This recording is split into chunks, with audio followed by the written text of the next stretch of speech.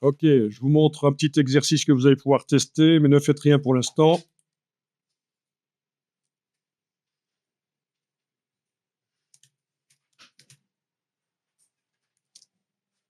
Voilà.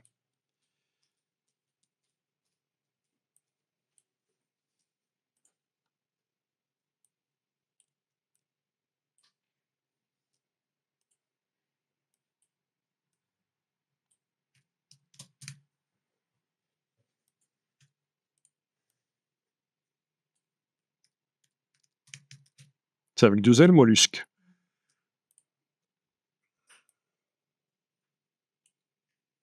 Philippe.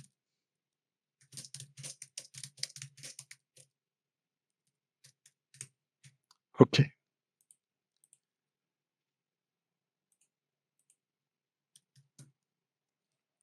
Bon, vous voyez l'idée, hein.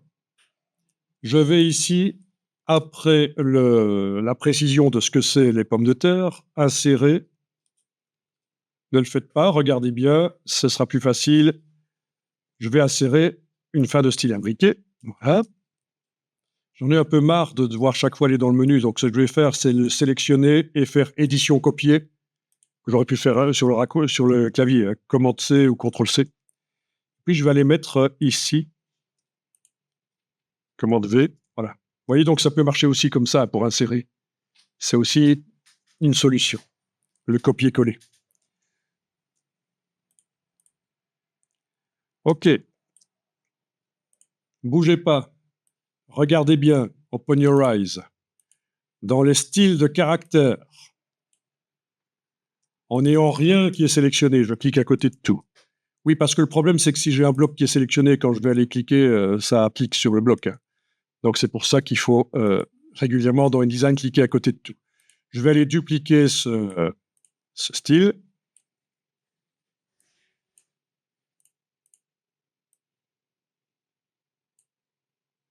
Ok, je l'ai amené sur le signe plus pour le dupliquer. Je vais le renommer.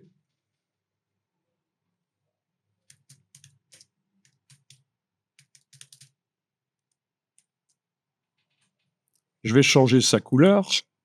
Ce sera plus du doré, ce sera du rouge. Ok. Donc je me retrouve avec un style de caractère que je peux appliquer sur n'importe quoi que je sélectionne. Voilà, ça marche. Bon, ben, essayez déjà de faire ça, hein. Dupliquer le style de caractère en n'ayant rien qui est sélectionné. Changer son nom et la couleur. Et je crois que vous avez compris ce qui va être fait pour la suite.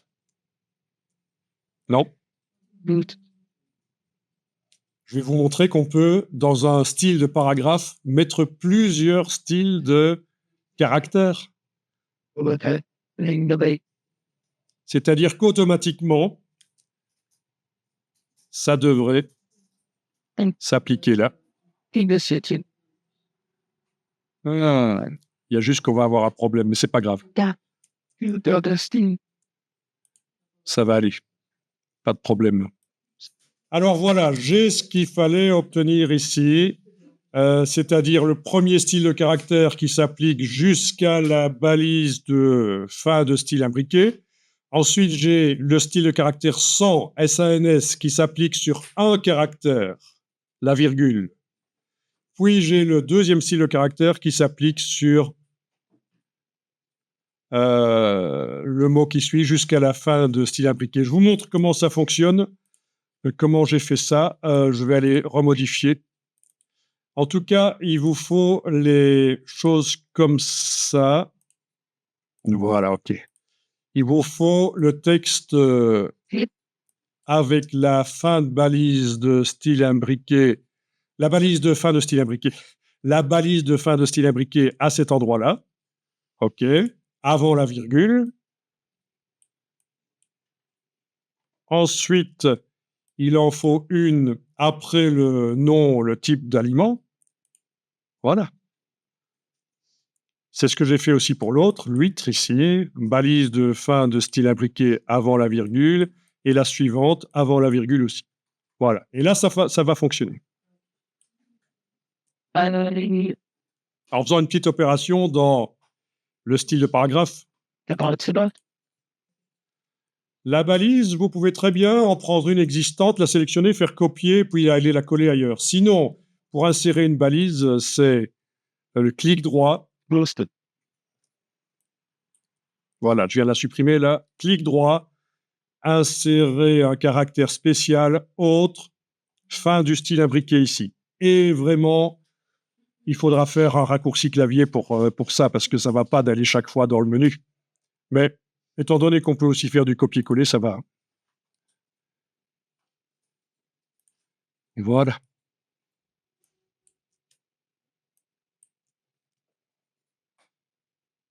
Donc imaginez, même pour un poster, ça peut servir. Vous avez plusieurs fois le nom des artistes indiqué d'une certaine manière, ceci pourrait automatiser. Après, il faut juger, est-ce que ça vaut la peine d'automatiser ou pas? Parfois, le faire manuellement, si c'est un petit truc, ça va plus vite que de commencer à mettre au point ce genre de choses. On est d'accord, c'est quand on a des longs documents avec souvent le même schéma qui va revenir, le même schéma de paragraphe.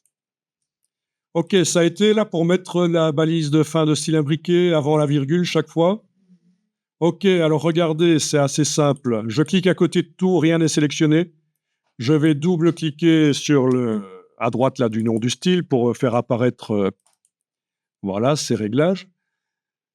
Et alors, dans lettrine et style imbriqué, je vais faire nouveau style imbriqué.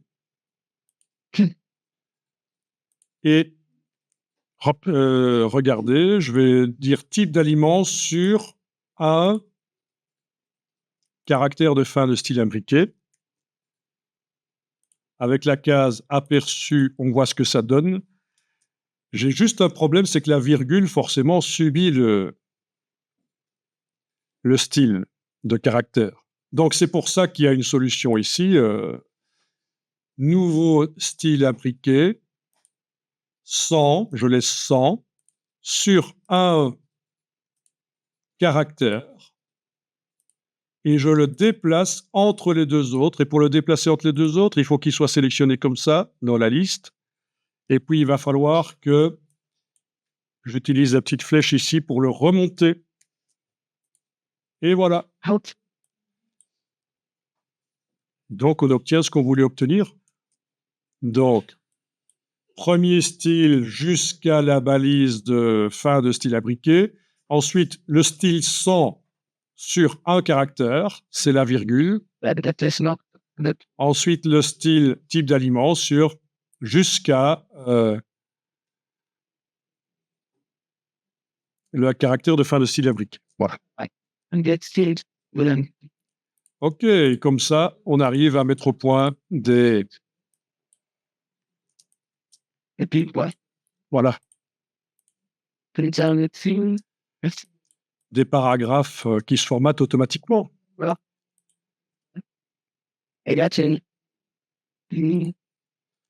Alors bien sûr, ce style de paragraphe, on peut l'importer dans un autre document. Je vous rappelle, on l'avait fait avec les couleurs l'autre jour.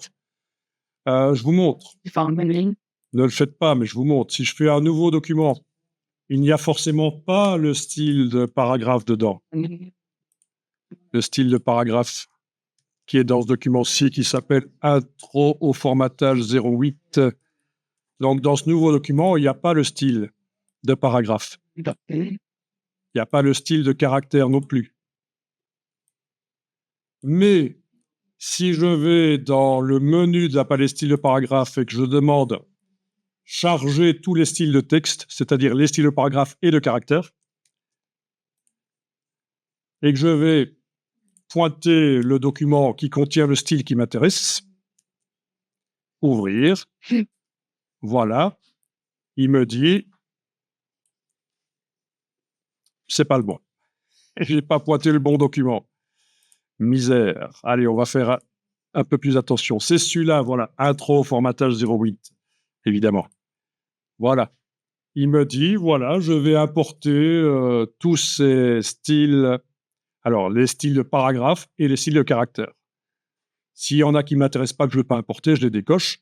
Et alors, il y a juste un problème avec paragraphe standard. Il indique utiliser. Il y a conflit avec le style existant, forcément, parce que dans le nouveau document que j'ai créé, il existe déjà un style qui s'appelle paragraphe standard.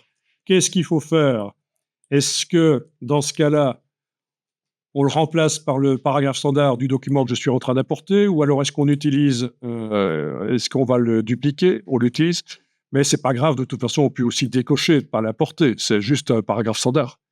On décoche. Et là, il n'y a plus de conflit. Voilà, OK, et voilà, ils y sont, utilisables. Et je vous rappelle que si j'avais fait cette opération en n'ayant aucun document ouvert dans InDesign, les styles de paragraphes et de caractères seraient accessibles pour tous les documents que je vais créer par la suite. C'est comme les couleurs. L'autre jour, on avait fait ça. Dans le nuancier, d'ailleurs, elle s'y trouve toujours, d'ailleurs. Voilà.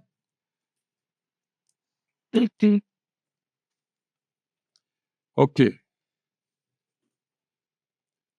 Je vous montre quand même aussi quelque chose. Si je fais ceci, je vous montre ceci, je fais un nouveau document. Il ne contient pas de style de paragraphe et de caractère, à part paragraphe standard comme style de paragraphe, mais on est d'accord.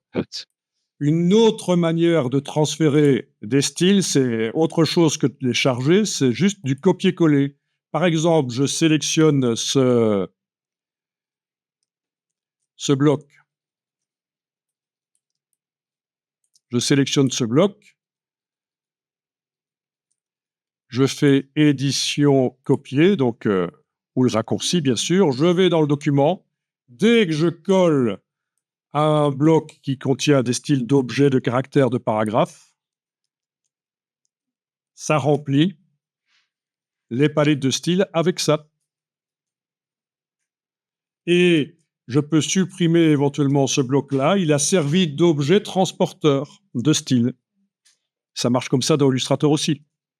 Quand on veut transférer des caractéristiques dans un document qui ne les a pas, on peut se servir d'un objet transporteur dans un document où ça existe.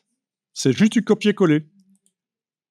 Le fait de supprimer le bloc, les styles restent et on peut les utiliser.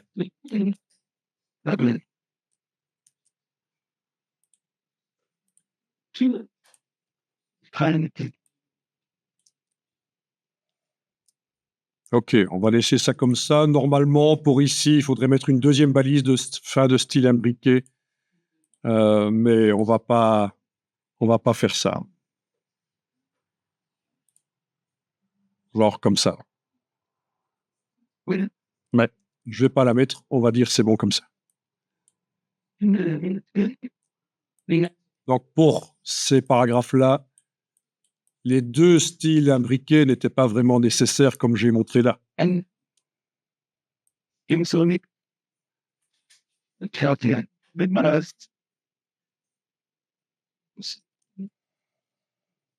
Je vais pas compliquer les choses plus qu'elles ne le sont. C'est une première approche de InDesign pour vous et donc j'essaie de garder les choses simples, même si vous pensez que ce n'est pas si simple que ça. Franchement, je vous dis, j'essaie de garder les choses simples.